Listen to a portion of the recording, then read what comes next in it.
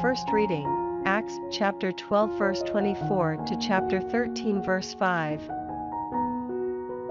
The word of God continued to spread and to gain followers. Barnabas and Saul completed their task at Jerusalem and came back, bringing John Mark with them. In the church at Antioch the following were prophets and teachers: Barnabas, Simeon called Niger, and Lucius of Cyrene, Manaen, who had been brought up with Herod the Tetrarch, and Saul.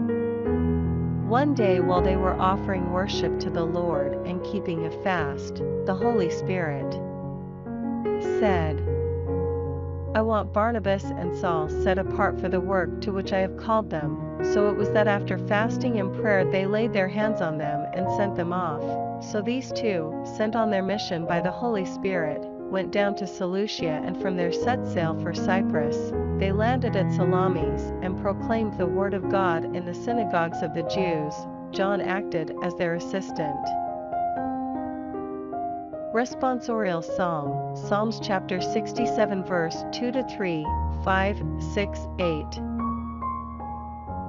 Then the earth will acknowledge your ways, and all nations your power to save. Let the nations praise you, God. Let all the nations praise you. Let the nations praise you, God. Let all the nations praise you. The earth has yielded its produce. God, our God has blessed us.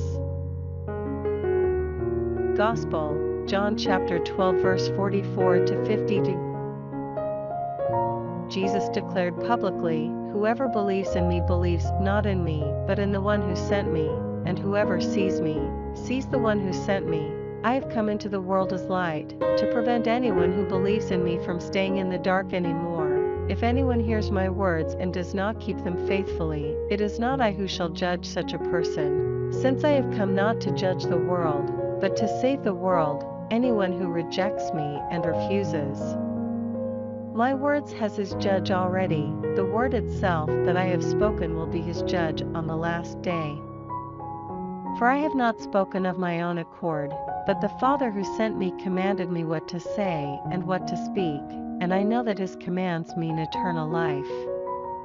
And therefore what the Father has told me is what I speak."